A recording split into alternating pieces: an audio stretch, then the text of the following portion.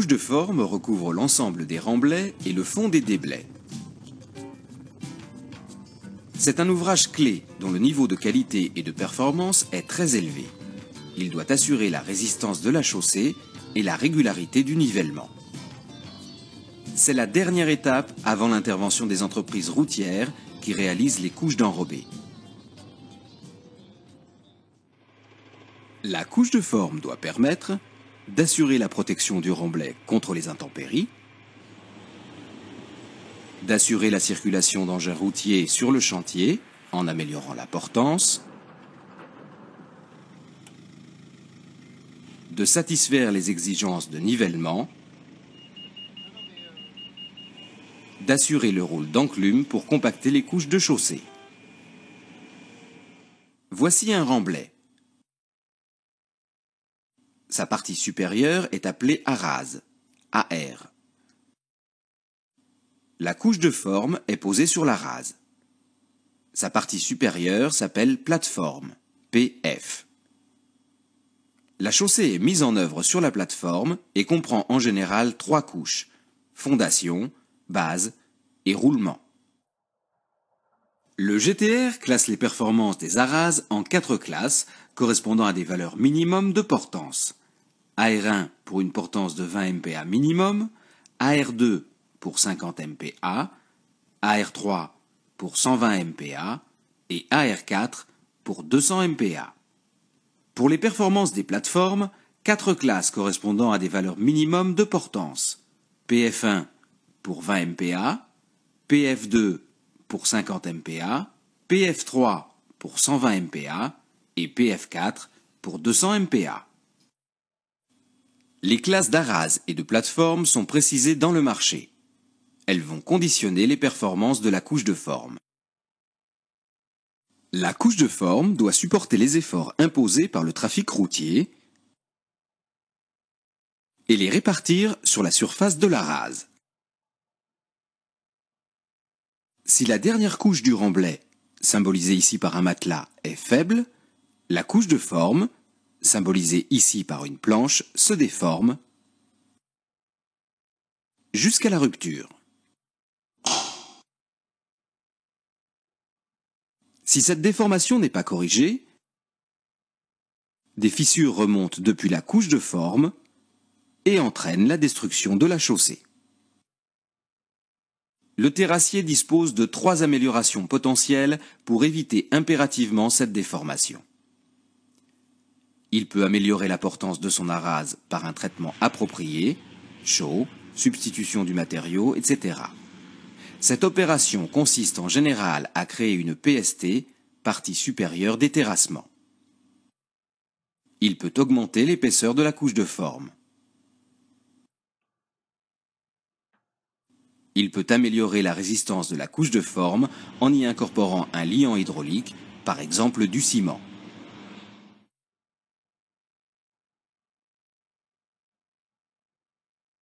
Connaissant les performances imposées par le marché, d'une part de l'arase, ici AR2 égale 50 MPa, et d'autre part de la classe de plateforme, ici PF3 égale 120 MPa, l'entreprise doit arrêter les caractéristiques de la couche de forme. En fonction du matériau disponible, ici du A1 et du A2, l'entreprise s'appuie sur le GTR pour connaître ses conditions de mise en œuvre et les liants éventuels à y incorporer.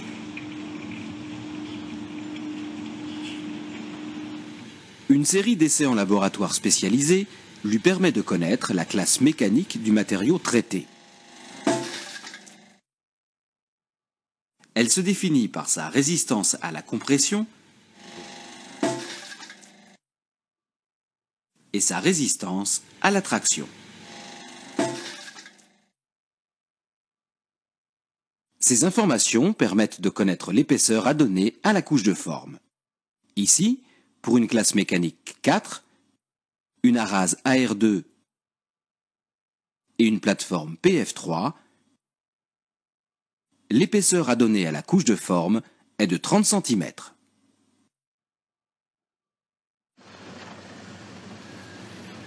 Il existe 2 familles de couches de forme. Les couches de forme en matériaux non traités, généralement des graves, Les couches de forme en matériaux traités, généralement des sols fins. Le traitement peut être réalisé en place ou en centrale.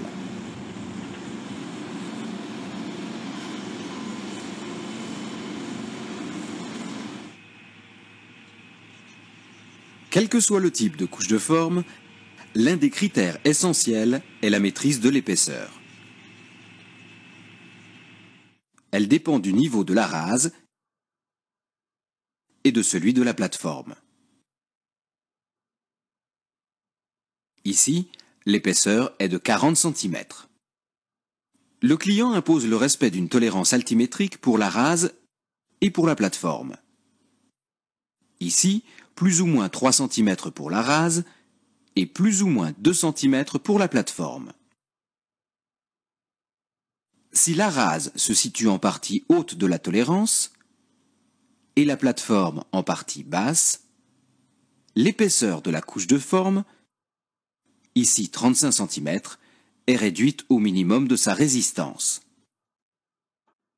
Dans le cas inverse, si la rase se situe en partie basse de la tolérance et la plateforme en limite supérieure, l'épaisseur est de 45 cm. L'entreprise est pénalisée par la mise en œuvre de matériaux supplémentaires. La réception altimétrique de la rase est assurée par le géomètre. Le laboratoire contrôle les portances. La conformité de la rase étant établie, le maître d'œuvre peut lever le point d'arrêt et permettre la réalisation de la couche de forme.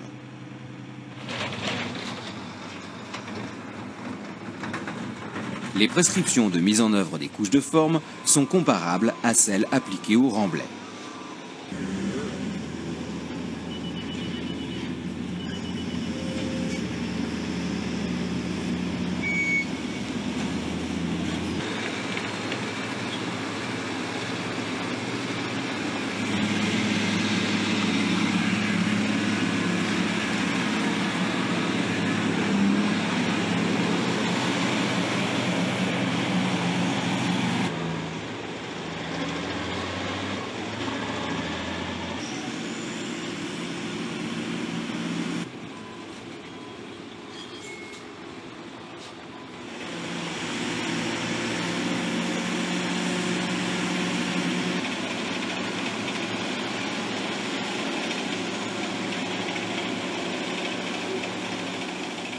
Néanmoins, des précautions supplémentaires sont à prendre. L'un des critères essentiels est la maîtrise de l'épaisseur.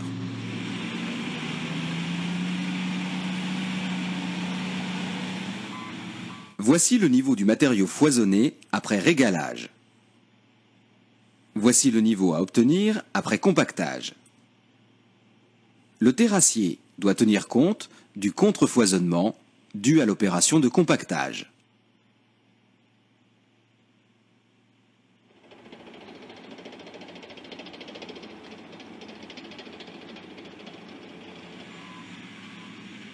Voici le niveau après compactage et le niveau théorique de la plateforme.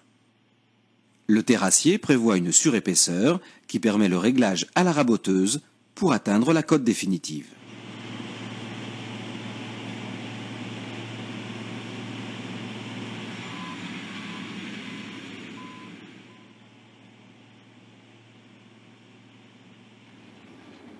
Deux techniques de réglage sont pratiquées.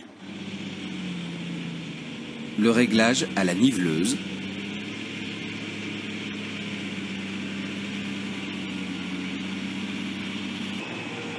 le réglage à la raboteuse, plus précis et garantissant de meilleurs rendements. Une raboteuse comprend un tambour, équipé de dents au carbure de tungstène, qui mord dans la surépaisseur compactée.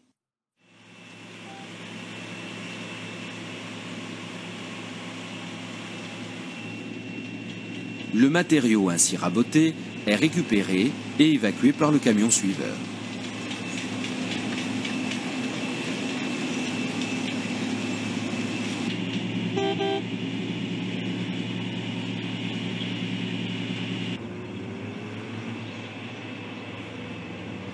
Le tambour est asservi à un système de vérin hydraulique pour maîtriser la hauteur de coupe.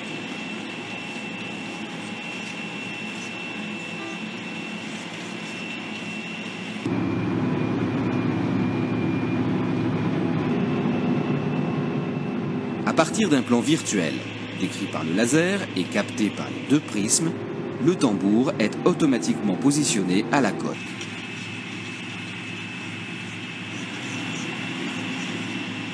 D'autres techniques sont possibles, telles que le fil, le GPS ou le théodolite automatique APS. Après réglage, la couche de forme est réceptionnée en nivellement et portance. Après réception, la plateforme est protégée par un enduit bitumineux gravillonné. Celui-ci isole la couche de forme des intempéries et permet le trafic du chantier. Le maître d'œuvre fait passer l'APL pour vérifier la qualité de l'uni de surface et valider la conformité de la couche de forme. À ce stade, le terrassier peut passer le relais à l'entreprise routière et se consacre à ses finitions de fin de chantier.